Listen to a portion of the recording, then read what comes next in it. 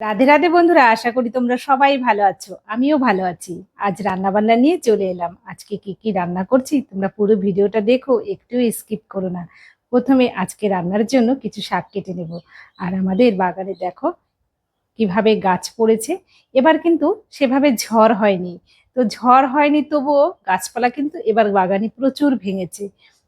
প্রথমে লম্বু গাছ, শিশু গাছ, আর সেদিন ভেঙেছে 3টে সেগুন গাছ। তো সেগুন গাছের মাথা থেকে পুরো ভেঙে গেছে, এতে অনেক গাছপালাও নষ্ট হয়েছে। নিম গাছ, লম্বু গাছ, আরো আরো ছোট ছোট যে নিচে গাছগুলো ছিল সব গাছ পড়ে নিচের গাছগুলো নষ্ট হয়েছে।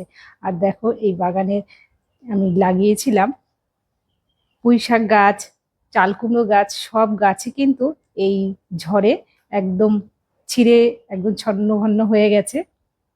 তো আজকের এই বাগানে যে কুমড়ো গাছ লাগিয়েছিলাম, এটা শাক খাওয়ার জন্য লাগিয়েছিলাম।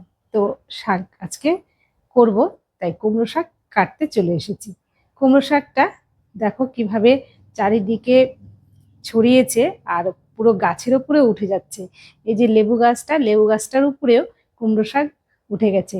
এই কুমড়ো শাক লেবু গাছ থেকে আজকে লেবু গাছ আর যে যে গাছের উপর উঠেছে সেই গাছের শাকগুলো আজকে কেটে দেবো। আর গাছে কিন্তু বেশ লেবু হয়েছে। আজকে কুমড়ো শাক রান্না করব। তোমরা হয়তো ভাববে যে কুমড়ো শাক আবার তেমন কি রান্না করতে, সবাই এটা পারে। তো আজকে এই কুমড়ো শাকটা যে রান্না করছি একটু অন্য জিনিস দেব এই শাকটার মধ্যে, তাতে কুমড়ো শাকটা খেতে কিন্তু দারুণ হয়। তোমরা দেখো কি দিয়ে আমি আজকে কুমড়ো শাকটা রান্না করি। কুমড়ো শাক কেটে নিয়েছি। আজকে আর কি করব চলো দেখে নেওয়া যাক। নিয়ে নিয়েছি আম, এখানে অনেকগুলো আম ঝরে পড়েছিল। ঝরে পড়া আম, কিছু আম নরম হয়ে গেছে আর কিছু আম শক্ত আছে। তো নরম আমগুলো দিয়েই আজকে আমসত্ত্ব করব। একদম মশলাদার আমসত্ত্ব, খেতে দারুণ হয় এই আমসত্ত্ব, টক ঝাল মিষ্টি আজকের আমসত্ত্ব।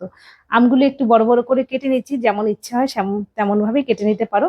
আর যেগুলো শক্ত আম সেই আমগুলো দিয়ে আম তেল করবো। আম তেলের ভিডিওটা আমি অন্য কোনো ভিডিওতে দেব।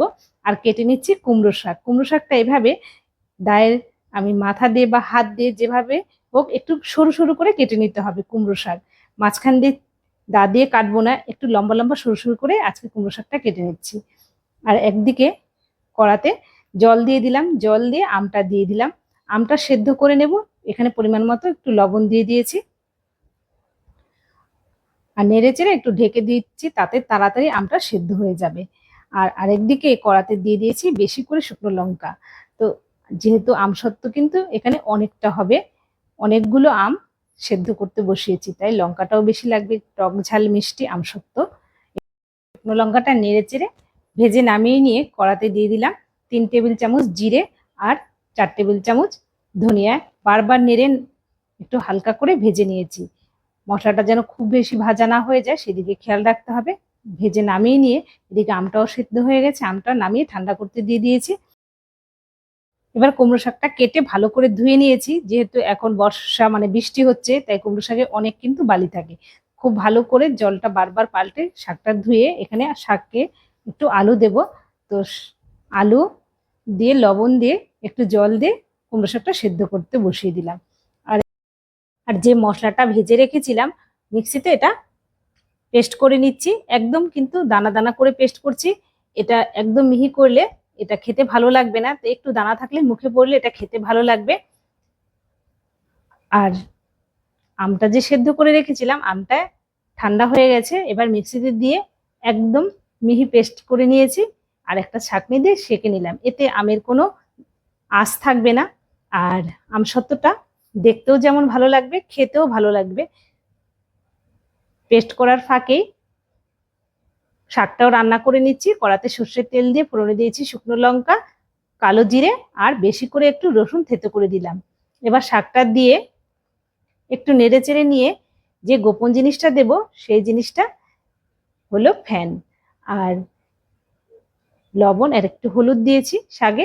শাকে হলুদ অনেকেই দেয় না, তবে আমি একটু দিই, যেহেতু অনেক সময় রাতে খাওয়া হয় শাক। এই যে ফ্যানটা দেখছো, এটা ভাতের মাড় বা ফ্যান, আমরা ফ্যানও বলি বা মারও বলে থাকি।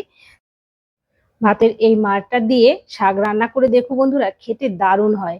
এবার শাকটা ভালো করে একদম টানিয়ে নিতে হবে, একটু যেন জল জলে না থাকে। আর একটু চিনি তো অবশ্যই দিতে হবে, এতে টেস্টটা খুব সুন্দর হয়। চিনিটা দিয়ে একদম নেড়ে চেড়ে টানিয়ে নিয়েছি, একটুও জলজলে ভাব নেই। আর এভাবে এই কুমড়ো শাক করে দেখো, খেতে দুর্দান্ত হয়। এক থালা ভাত কুমড়ো শাকটা দিয়েই খাওয়া হয়ে যাবে, আর এত নরম সফট হয়, মুখে দিলে একদম মিলিয়ে যায়, খেতে ভীষণ ভালো লাগে। এদিকে আমটাও পুরো রেডি করা হয়ে গেছে, কড়া বসিয়ে দিয়েছি উনুনে, দিয়ে দিলাম চিনি। আমি অনেকটা মিষ্টি দেব না, হালকা মিষ্টি থাকবে, তাই হাফ বাটি চিনি দিয়েছি। পরিমাণ মতো সাদা লবণ দিলাম, বিট লবণ দিয়েছি 2 টেবিল চামচ। আর যে মশলার গুঁড়ো করে রেখেছিলাম 3 টেবিল চামচ মশলার গুঁড়োটা দিয়ে দিলাম। দিয়ে এবার নেড়ে চেড়ে চিনিটা গলা পর্যন্ত আমি একটু ফুটিয়ে নিয়েছি। আর এদিকে যেই থালার মধ্যে আমি আমসত্ত্বটা দেব সেখানে একটু তেল ব্রাশ করে নিলাম।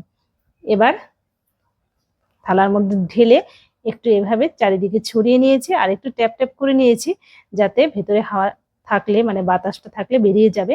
এভাবে আমি 4টে থালা আমসত্ত্ব রেডি করে নিলাম, 4টে থালায় ঢেলে। আর আমসত্ত্বটা শুকোতে দিয়েছিলাম ছাদের ওপর। আর এখন তো ভীষণ আমাদের এখানে পাখি, তো কোনো কিছু দিলেই পাখিতে এসে মুখ দেবে, বা কাঠবিড়ালি, ছাদে প্রচুর কাঠবিড়ালি আসে, তাই একদম মশারি টানিয়ে দিয়েছি, এতে যেমন ধুলোবালিটাও আসবে না আর পাখিদেরও উৎপাত থাকবে না।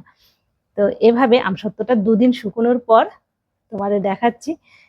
দেখো একদম কিন্তু পুরো শুকিয়ে গেছে, আর এখন যে রোদ টানা, বেশ সুন্দর শুকিয়েছে। তা আমসত্ত্বটা এবার কেটে নেব। দেখো আমসত্ত্বটা, 4টে আমসত্ত্ব খুব সুন্দরভাবে শুকিয়েছে। আর এই আমসত্ত্বটা খেতে দুর্দান্ত হয়। আমাদের বাড়িতে সবাই এই আমসত্ত্বটা বেশি পছন্দ করে। এটা টক ঝাল মিষ্টি আমসত্ত্ব। তো আমসত্ত্বটা এভাবে একটু চারিদিক থেকে ছুরি দিয়ে প্রথমে আলগা করে নিয়েছি একটু, তারপর তুলে নিচ্ছি। দেখো কত সুন্দর হয়েছে, আর কত বড় আমসত্ত্ব হয়েছে এটা। আর মশলা, পুরো আমসত্ত্বটা একদম মশলায় ভরপুর, মুখে দিলেই এই মশলাটা মুখে পড়বে আর এত ভালো লাগবে এটা খেতে। এভাবে আমসত্ত্ব করে দেখো। ছুরি দিয়ে আমসত্ত্বটা এবার কেটে নিচ্ছি। এটা সারা বছর কেন, মানে 2 বছরও এই আমসত্ত্ব কিন্তু নষ্ট হবে না। আমার ঘরে গত বছরের আমসত্ত্ব ঘরে রয়েছে, তো এখনো ওই আমসত্ত্ব খাওয়া হচ্ছে। তো এবছরের আবার আমসত্ত্ব তৈরি করে নিচ্ছি। তো আমার প্রচুর আমসত্ত্ব আমি করি। এটা টক আর মিষ্টি আমসত্ত্ব, এই আমসত্ত্বটা বেশি করা হয়, এটা বেশি পছন্দ করে আমার বাড়িতে, বা আমার ছেলে এটাই বেশি পছন্দ করে, ও মিষ্টি জিনিস কম পছন্দ করে, তাই টক মিষ্টি আমসত্ত্বটা বেশি করা হয়। দেখো এভাবে একদম রোল রোল করে রেখে দিচ্ছি।